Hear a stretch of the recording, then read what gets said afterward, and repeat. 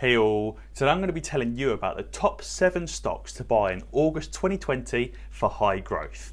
All of these stocks have either been recently impacted by some bad news but are ready to shoot back up again, or have been performing well throughout the entire pandemic and are continuing to grow. I'll be explaining the research that I've done behind each stock and why I think each one of these is a good buy for August 2020 and how you can make some money.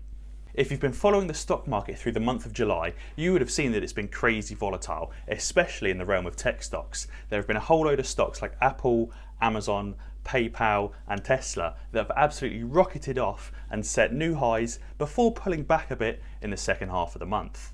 These 7 stocks that I'll be telling you about today either haven't quite had that rocket ignite just yet or are in a completely unrelated sector.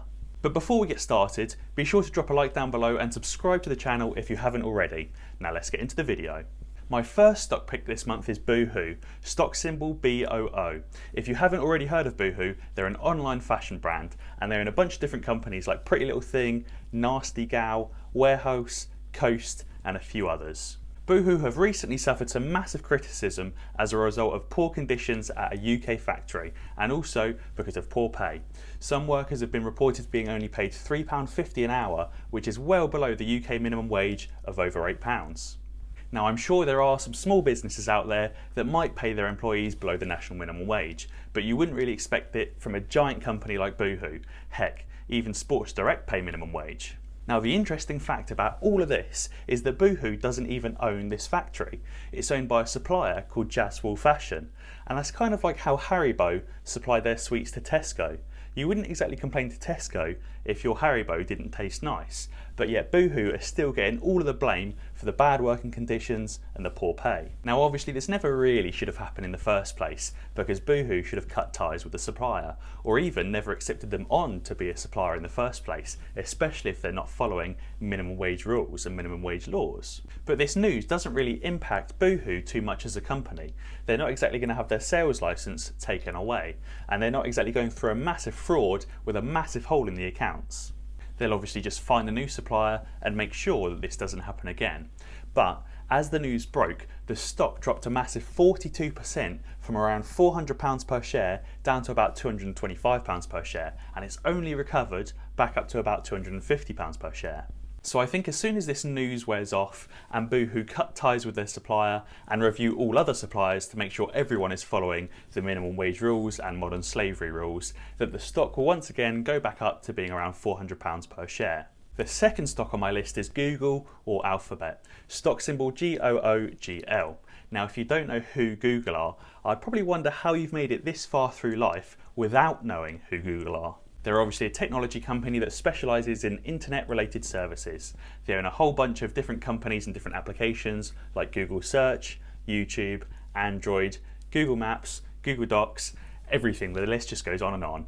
A bunch of tech stocks like Amazon, Tesla, PayPal, Shopify and many more have had this massive rocket way past their pre-Rona highs, but Google hasn't had quite the same impact. It's kind of trickled back up to where it was before the pandemic, so this could mean that it's in for a big increase. However, focusing on technical analysis alone isn't always the best way to trade stocks, and that's why I really like to look at the fundamentals of a company as well.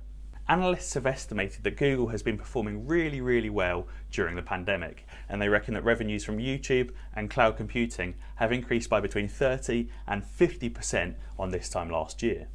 They've also recently increased their stock buyback program, which means that there's going to be less stock volume in issue. So I expect Google to continue doing well and also think that Google is a buy. The third stock on my list is American Express, stock symbol AXP. Again, if you don't know who American Express are, well, you probably should. They're not quite as popular in the UK as they are over in the US because their transaction fees are quite high compared to Visa cards, and therefore some small businesses tend not to accept them. Over the years, more and more companies have started to accept American Express in the UK, and I probably use my American Express card just as much, if not more, than I use my MasterCard. But that's not the entire reason why I think that American Express is a buy for August 2020.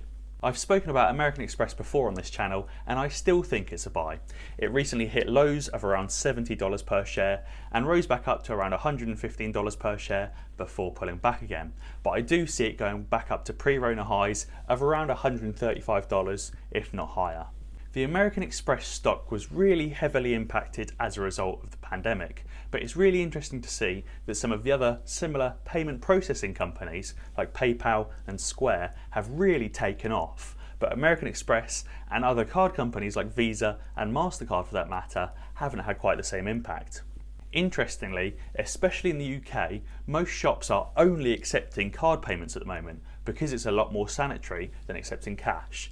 But I guess because of the reduction in customer spending, revenues are actually down at American Express, and analysts estimate that they're down by about 30%. The Q2 earnings recently came out and confirmed that estimate of a 30% reduction in revenues, but that had already kind of been priced into the stock because it didn't really react too much when the news came out. As the world is starting to come out of lockdown and the US and the UK government are really trying to encourage customer spending with new programs, it's likely that American Express revenues and hopefully their stock will improve again. If you're enjoying the video so far, be sure to leave a comment down below, let me know what your top stock buys for August 2020 are, or just your top stock buys in general. The next stock on my list is Salesforce, stock symbol CRM. Salesforce are a cloud-based software that manages customer relationships, analytics, marketing automation, and even interlinks with other softwares such as accounting softwares. Salesforce revenues have been growing pretty rapidly over the last few years, and it's been gaining at least 20% in revenue increase over the past 5 years. And because of the switch to remote working, it's likely that the increase in revenue for 2020 is going to be even bigger. Salesforce is one of the leading CRM or customer resource management softwares, and they're continually improving their product and growing their customer base. I mean, they literally own the stock symbol CRM, so you know they're a pretty big player in the game. Unlike some of the other tech stocks, Salesforce hasn't had this massive rocket blast-off experience. It's trickled back up to its pre-Rona highs, but hasn't quite had that same explosion. Therefore, considering the stock has been doing very, very well, and because of the switch to remote working, and because it hasn't had this massive rocket blast off yet, I definitely think that Salesforce is a buy. The fifth stock on my list for the month of August is Barratt Developments, stock symbol BDEV. Barratt are the UK's biggest home builder and they sell houses at all price points. I've also spoken about Barratt Developments before on the channel because obviously house builders were hit massively as a result of the pandemic. The stock fell to lows of £3.50 but has since recovered up to about £5. Pre-Rona the stock sat between £6.50 and £8.80 depending on when in 2020 you looked at it. I don't quite see the stock going straight back up to the £8.80 mark, especially not in the immediate future, but I do expect it to continue past £6.50 and above. Barratt have a really strong order book for the remainder of 2020.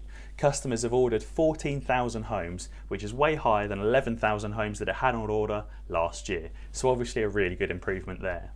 Barratt also recommenced their house building at the start of July, so therefore they've had the month to get back to work and start getting back into the swing of things. They've also been focusing on cutting costs, so I really do expect some good profits from Barratt for the 2020 year. Barratt also have a really strong balance sheet with around 300 million sat in the bank, which is really impressive considering they've had literally zero cash come in over the last few months because obviously they've not had any home completions or home sales. They also have a number of different funding facilities and loan facilities available, but it's unlikely that they'll really need to use them because obviously it doesn't look like that they're going to go into their overdraft. The sixth stock on my list is Netlix, stock symbol NFLX. Now I probably don't have to explain who Netlix are, but they're a subscription-based video streaming service with over 193 million subscriptions sold worldwide. Now from looking at the Netlix stock chart, we can see that the stock fell from around $380 pre-Rona to about $250 and then recovered up to new highs of $550, but has since pulled back to between $480 to $500. I think this is a really good entry point because I definitely think the stock is going to go back up to $550 and continue to grow because mainstream TV, as in like Sky, Virgin Media or just regular cable, is going to get more and more phased out because the Netflix subscription is quite a bit cheaper because obviously you don't have to buy a TV license and like a Sky subscription as well. Netflix is also expanding their video collection more and more, buying the copyrights to more and more films and also curating its own Netflix original content, which is just getting better and better the more money that they pump into it.